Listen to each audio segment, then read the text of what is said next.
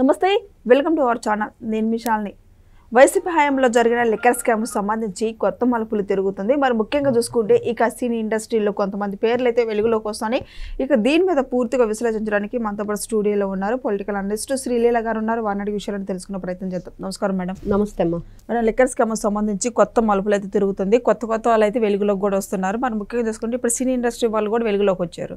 అసలు ఎలా చూడాలి మేడం లిక్కర్ స్కామ్ సంబంధించి? ఇంకా జగన్మోహన్ రెడ్డి మద్యం మాఫియా అంటే మొన్నటి వరకు కూడా ఇదిగో ఇంకా ఎవరు లేరులే, జగన్మోహన్ రెడ్డి అరెస్ట్ అవ్వడు అంటే ఇవన్నీ చూసిన తర్వాత ఏమనిపిస్తుంది అంటే ఇంకా ఇది అంతం కాదు ఆరంభం, అదే అనిపిస్తుంది.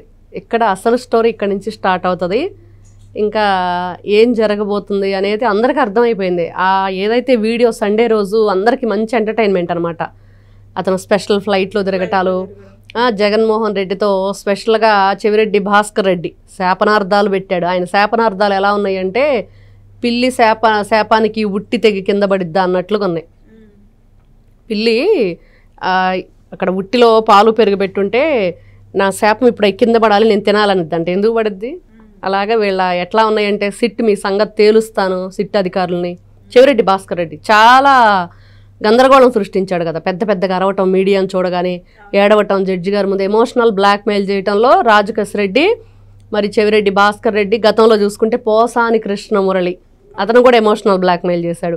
వీళ్ళందరూ ఏమనుకుంటున్నారంటే ఏదో ఏడ్ చేసి గగ్గోలు పెట్టేసి మాకు సంబంధం లేదని చెప్పేసి 1కి 10 సార్లు 100 సార్లు అదే మాట అబద్ధమే, నిజం నిజం నిజం అంటే అందరికీ కూడా నిజమనే ఇది వెళ్ళిపోద్ది అనుకున్నారు. కానీ అసలు నిజాలు బయటకు వచ్చిన తర్వాత వీళ్ళవన్నీ కూడా అబద్ధాలేను అన్న విషయం తెలిసిపోయింది. అంటే ఈ వెంకటేశ్వర నాయుడు గురించి గతంలో ప్రెస్ మీట్ పెట్టి మరీ చెవిరెడ్డి భాస్కర్ రెడ్డి కొన్ని విషయాలు చెప్పాడు. నా స్నేహితులను కూడా ప్రశాంతంగా ఉండనివ్వట్లేదు, భార్యాభర్తలను ఇద్దరిని కూడా తీసుకువెళ్ళి పోలీస్ స్టేషన్కి విచారించారు, ఇదెక్కడ న్యాయం, ఇదెక్కడ ధర్మం అన్నాడు. మరి ఈ రోజున ఎవరైతే ఫ్రెండ్ వెంకటేశ్వర నాయుడు చేసింది ఏంటి? చెవిరెడ్డి భాస్కర్ రెడ్డి ఫ్రెండ్ అతనే ప్రెస్ మీట్ పెట్టి మరీ చెప్పాడు, నా ఫ్రెండ్ చాలా అమాయకుడు, చాలా మంచివాడు, నన్ను టార్గెట్ చేస్తూ నా ఫ్రెండ్ను కూడా ఇబ్బంది పెడుతున్నారని. కానీ ఈ రోజు నోట్ల కట్టలతో లెక్క పెడుతూ అతనే స్వయంగా వీడియో వాళ్లే చేసుకోవటం, వాళ్లే దాన్ని మళ్ళీ పంపించడం, నా దగ్గర ఇన్ని డబ్బులు ఉన్నాయని చెప్పేసి జగన్మోహన్ రెడ్డికి అనుమానం ఎక్కువ కదా, అతను ఎవరిని నమ్మడు, అస్సలు పొరపాటును కూడా తన నీడని కూడా తను నమ్మడు అన్న వ్యక్తి జగన్మోహన్ రెడ్డి. కాబట్టి ఖచ్చితంగా అతను చెప్పింది ఏంటంటే ఎవరి దగ్గరకు ఎంత అమౌంట్ వెళ్తుంది, స్క్రీన్ షేరింగ్ ద్వారా, అదేవిధంగా ఈ విధంగా వీడియోలు రికార్డ్ చేసి పంపించడం, ఎంత అమౌంట్, దాంట్లో 100లేంటి, 200 నోట్లేంటి, 500 నోట్లేంటి, ఈ విధంగా అన్నీ కూడా వాళ్ళకి పూర్తి డీటెయిల్స్తో పంపించి ఇవన్నీ కూడా డిలీట్ చేశారు. డిలీట్ చేస్తే అయిపోయింది, ఇంకా ఎవరు కూడా మమ్మల్ని పట్టించుకోరు అనుకుంటే తీరా సిట్ ఇప్పుడున్న సాంకేతిక పరిజ్ఞానంతో ఈ కొత్త యాప్స్ వస్తున్నాయి, ఏదైనా సరే ఒకసారి డిలీట్ చేస్తే మళ్ళీ తిరిగి ఆ వీడియోని వీళ్ళు మళ్ళీ అప్లోడ్ చేయొచ్చు, కనిపిస్తూ ఉంటుంది ప్రతి ఒక్కరికి కూడా. ఇప్పుడు ఈ రోజున అదే జరిగింది. ఏదైతే వీళ్ళు డిలీట్ చేసి చక్కగా డబ్బులు కొట్టేశాము, స్పెషల్ ఫ్లైట్స్లో తిరిగాము, ఎంజాయ్ చేశాము, సెలబ్రిటీలతో ఫోటోలు దిగాము, మేము కూడా వీఐపీ హోదాలో. అతను చూశారు కదా, అసలు హెలిప్యాడ్ దగ్గరికి డైరెక్ట్గా కార్ రావటం, ఒక లగ్జరీ. అంటే నెలకు ఏదో 5 లక్షలు ఏదో శాలరీ అంటున్నారు. 5 లక్షల శాలరీకే ఈ రోజునున్న ఈ స్పీడ్ లైఫ్లో ఎంతవరకు అది సరిపోతుంది? స్పెషల్ ఫ్లైట్స్, వీళ్ళకి లగ్జరీ కార్లు, ఈ విధంగా ఎంత లగ్జరీ లైఫ్. ఇదంతా కూడా ఎక్కడిది అంటే ప్రజల రక్తం తాగారు.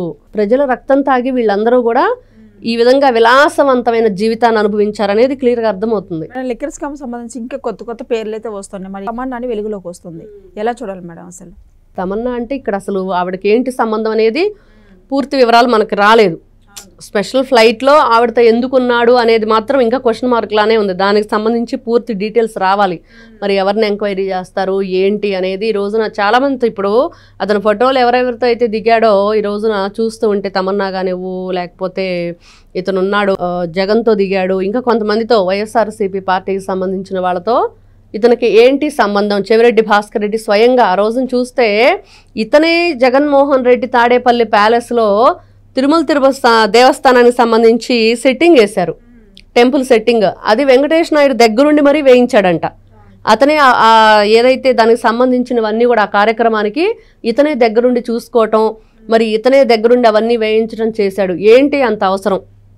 అంటే చెవిరెడ్డి భాస్కర్ రెడ్డి ఫ్రెండ్ కాబట్టి చెవిరెడ్డి రిక్వెస్ట్ చేస్తే వచ్చాడు, ఓకే ఒప్పుకుందాము, వాళ్ళు చేశారు. కానీ ఈ డబ్బుల దగ్గర ఎందుకున్నాడు? ఈ లగ్జరీ ఫ్లైట్లో ఎలా తిరిగాడు, ఈ కారులో ఎలా తిరిగాడు, ఇంత లగ్జరీ లైఫ్ ఇక్కడ ఇతనికి ఎక్కడి నుంచి వచ్చింది అని అంటే, ఇదిగో ఇదంతా కూడా మద్యం డబ్బు డెన్కి ఏదైతే ఉందో దానికి ఇతను కీలక పాత్ర పోషించాడు. ఆ డబ్బులన్నీ కూడా ఈ రోజున మీరంటున్నట్లుగా తమన్నాతో ఫోటో వచ్చింది బయటికి అని అంటే నిజంగా ఏం జరగబోతుంది? గతంలో ఎన్నో చాలామంది పేర్లు తెలంగాణకు సంబంధించి మరి కేటీఆర్, కేసీఆర్ వీళ్ళ ప్రభుత్వం అధికారంలో ఉన్నప్పుడు కూడా ఫోన్ ట్యాపింగ్ కేసులో హీరోయిన్లు కూడా సెలబ్రిటీలను చాలామందిని వీళ్ళు ట్యాప్ చేశారు, అవన్నీ కూడా విన్నాం. కానీ ఈ రోజున ఇక్కడికి వచ్చేటప్పటికి మరి జగన్మోహన్ రెడ్డి చెల్లెలు ఫోన్ విన్నారు, నారా చంద్రబాబు నాయుడు గారిది, లోకేష్ గారిది, అచ్చెన్నాయుడు గారిది, వీళ్ళందరి ఫోన్లు కూడా ట్యాప్ చేసి ఇచ్చారు జగన్మోహన్ రెడ్డికి డీటెయిల్స్. మరి తమన్నా ఎందుకు వచ్చింది, మరి దీని వెనక కూడా ఇంకా ఏమైనా ఉన్నాయా, ఏం జరిగింది అనే విషయాలు కూడా ఇంకా వెలుగులోకి రావాలి. నిజంగా వీళ్ళందరూ కూడా ఎంత దోపిడీ దొంగలంటే, మొన్నే రాజకేశ్వరరెడ్డి మా వేలుముద్రలు ఉన్నాయి ఆ నోట్ల మీద, మీరు అంటే ఈ రోజున వెంకటేష్ నాయుడు వేలుముద్రలు ఉంటాయి, అతనే కదా లెక్క పెడుతున్నాడు. మొత్తం అక్కడ దాదాపుగా ఎన్ని కోట్లు ఉన్నట్లు అతను చెప్తున్నాడు, ఈ వరుసలో ఇన్ని కట్లు ఉన్నాయి, ఈ వరుసలో ఇన్ని కట్లు ఉన్నాయి అని. ఒక బ్లాక్ కలర్ టేబుల్ మీద ఇలా అడ్డంగా నిలువుగా రెండు వైపులా కూడా ఆ కట్లన్నీ పేర్చారు. అతనే వీడియో తీస్తున్నాడు కావాలని, అది పంపించడానికి ఎవరో తీసి ఆ వీడియోని ఎవరో అప్లోడ్ చేసింది కాదు, స్వయంగా వెంకటేష్ నాయుడే ఆ వీడియో తీశాడు. అది కూడా దేనికి అంటే అవతల వ్యక్తులకి ఇతని దగ్గర ఎంత అమౌంట్ ఉందనేది. ఒకవైపు ఇంకొక వ్యక్తి అట్టపెట్టెలోకి డబ్బునంతా సర్దుతున్నాడు. క్లియర్గా ఆ రూమ్లో ఏం జరుగుతుంది అనేది ఆ వీడియోలో కనిపిస్తుంది. ఆ 11 కోట్ల వెనక కూడా పెద్ద కుట్రే ఉందని వస్తుంది మేడం. ఏం చేయాలి అంటే ఎవరి కుట్ర? వైసీపీ. అంటే వైసీపీ వాళ్ళు ఏమంటున్నారంటే టీడీపీ కుట్ర ఉందని అంటున్నారు. టీడీపీకి సంబంధించిన వాళ్ళు పెట్టారని. ఈ రోజున ఆంధ్ర రాష్ట్ర ప్రభుత్వంలో అరాచకాలు ఎన్ని చేసి వెళ్ళాడో జగన్మోహన్ రెడ్డి చూసాం. ఎంత కుదేలైపోయింది రాష్ట్రం, ఆర్థికంగా ఎంత దెబ్బతింది. ఇవన్నీ చూసిన తర్వాత కూడా డబ్బులు లేక ఒకవైపు ప్రజలకి, ఒకవైపు సంక్షేమ పథకాలు, మరి ఇటువైపు యువతకి భరోసా ఇస్తూ వాళ్ళకు ఉద్యోగ కల్పన, మరి ఇండస్ట్రీలు రావాలి. ఆ రాయలసీమ వైపు కూడా మనం చూస్తే చాలామంది రైతులు ఎంత ఇబ్బంది పడుతున్నారు. ఇవన్నీ చూసిన తర్వాత కూడా అమరావతి, పోలవరం ఇవన్నీ కూడా బనకచెర్ల ప్రాజెక్ట్ అంటున్నారు.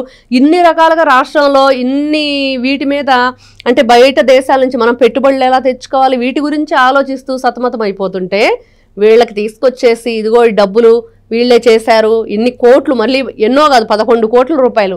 ఈ రోజున డబ్బు ఎవరికి చేదు, ఎవరికి ఎక్కువైపోయి ఎవరు తీసుకొచ్చి పెడతారు? మీరే మద్యంలో కొళ్ళగొట్టారు, అదంతా కూడా తీసుకొచ్చి దాచారు, దాని మీద ఫైల్స్ ఏ విధంగా వేశారు. పురుషోత్తం వరుణ్ కుమార్, ఆ అబ్బాయి సాఫ్ట్వేర్ ఇంజనీరు, ఆ అబ్బాయి అబ్రాడ్లో చదివచ్చాడు, మంచి ఇంటెలిజెంట్ పర్సను. అతను కాఫీ షాప్లో 35 నెలకి 32,000 రూపాయల జీతం. మరి ఏదైతే ఎన్ఆర్ఐ డాక్టర్ ద్వారా రాజకేశ్వరరెడ్డికి ఆ అబ్బాయి పరిచయం, ఇన్ని విషయాలు డీటెయిల్గా ఉండి అతనే చెప్పాడు. ఎవరైతే మనం విన్నాం విజేంద్ర, ఉపేంద్ర అని చెప్పేసి వాళ్ళు తీగల బ్రదర్స్ ఉన్నారు, వాళ్ళకి సంబంధించింది ఫామ్ హౌస్, వాళ్ళ దాంట్లోనే దొరికినాయి. ఇన్ని డీటెయిల్స్ ఉన్న తర్వాత కూడా వీళ్ళ అరుపులు, వీళ్ళ ఏడుపులు, వీళ్ళ పెళబొబ్బులు ఏంటంటే జగన్మోహన్ రెడ్డికి తెలియకుండా కొట్టేసిన డబ్బు ఈ రోజున బట్టబయలైపోయింది, మేము అనుభవించకుండా మా నోటికాడ కూడిపోయింది.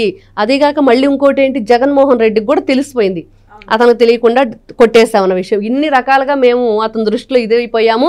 ఒకవైపు జైలు శిక్ష అనుభవిస్తూ, ఇంకొక వైపు అయ్యో జైలుకి వెళ్ళారని చెప్పి జగన్మోహన్ రెడ్డి ఇంతవరకు వచ్చి వీళ్ళ పలకరించింది లేదు. ఇన్ని విధాలుగా వాళ్ళకి ఏం చేయాలో తోచక జడ్జి గారి ముందు వీళ్ళ గోడు వెళ్ళగక్కారు.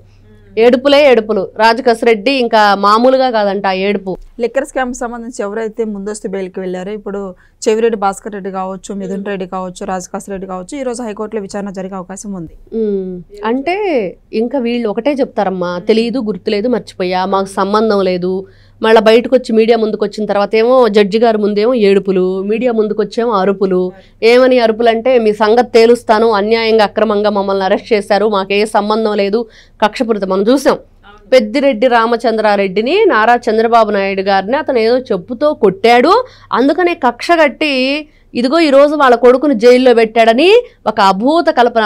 ఏమాత్రం కొంచెమన్నా నాలెడ్జి, బుద్ధి, బుర్ర అనేది ఉందా? ఒకప్పుడు నేనేదో మాజీ సీఎంనని, లేకపోతే ఇప్పుడు పులివెందుల ఎమ్మెల్యేన 11 ఎమ్మెల్యే అని చెప్పుకుంటున్న జగన్మోహన్ రెడ్డి ఎవరో స్క్రిప్ట్ రాసిస్తే బుర్రలేనివాడు ఆ స్క్రిప్ట్ పట్టుకొని చదివేస్తే ఈ రోజున ఒక్కొక్క ఇంటర్వ్యూ నారా చంద్రబాబు నాయుడు గారి క్లాస్మేట్స్ ఆ ఇంటర్వ్యూ చూస్తుంటే అర్థమవుతుంది.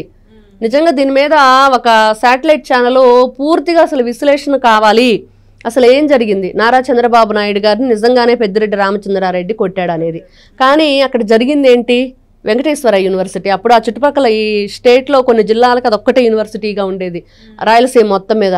అందరూ కూడా అక్కడ చదువుకునేటప్పుడు నారా చంద్రబాబు నాయుడు గారు కమ్మ సామాజిక వర్గం ఒక్కటే కాదు, దాంతోపాటు బీసీలు, ఎస్సీలు, ఎస్టీలని అందరినీ కలుపుకొని అతను గ్రూప్ మెయింటైన్ చేస్తే, పెద్దిరెడ్డి రామచంద్రారెడ్డి మాత్రం ఓన్లీ ఒక రెడ్డి సామాజిక వర్గాన్ని మాత్రమే తను గ్రూపుగా ఉండేవాడు, లీడర్గా. స్వయంగా ఇది అప్పుడు చదువుకున్న విద్యార్థులు ఈ రోజున వాళ్ళు చాలా పెద్దవాళ్ళు అయిపోయారు, వాళ్ళు ఈరోజు స్వయంగా చెప్తున్న మాటలు. అంటే వీళ్ళు ఏదైనా సరే ఈ రోజున మీరు అంటున్న ఏదైతే విచారణ జరుగుతుందన్నారో ఇలాంటివన్నీ కూడా అభూత కల్పన చేసి అబద్ధాలు చెప్పేసి దాన్ని మసిబూసి మారేడుకాయ చేసే ప్రయత్నమే చేస్తారు తప్పించి ఎక్కడా కూడా వీళ్ళు ఒప్పుకునే ఆలోచన వాళ్ళకి లేదు. చూసాం మొన్న గతంలో రాజకేశ్వర రెడ్డి ఏం చెప్పాడు, వీళ్ళు 200 క్వశ్చన్లు అడిగినా కూడా ఒక్కదానికి కూడా సరైన సమాధానం లేదు. నీళ్లు నవలటం, పక్కదారి మాటలు మాట్లాడటం, మీకు తెలిస్తే నన్నెందుకు అడగటం అన్న రీతిలో కూడా ఒకప్పుడు రాజకేశ్వర రెడ్డి మాట్లాడాడు. మరి నేను జడ్జి గారి ముందుకు ఎందుకు ఇచ్చాడో తెలియదు, అతనే మాట్లాడాడు. నన్నెందుకు క్వశ్చన్ చేస్తున్నారు మీరు, మీకు అన్ని విషయాలు మీరే చెప్తున్నారు కదా, మరి ఇంకా నన్నేం అడుగుతారు అన్నట్లుగా. అంటే వీళ్ళన్నీ కూడా అతి తెలివితేటలు ప్రదర్శిస్తున్నారు. కానీ ఈ రోజున ఉన్న అధికారులు సాంకేతిక పరిజ్ఞానంతో అన్నీ కూడా వాళ్ళ ముందు పెడితే చచ్చినట్టు ఒప్పుకోక తప్పదు అనేది ఈ రోజున క్లియర్గా అర్థమవుతుంది వీటన్నిటితో. సో ఇదంతా చూసారు కదా, లిక్కర్ స్కామ్ సంబంధించి కొత్త మలుపులు తిరుగుతుంది. మరి తర్వాత ఇక ఏం జరుగుతుంది నెక్స్ట్ వీడియోలో అయితే తెలుసుకుందాం. Thank you madam. నమస్తే.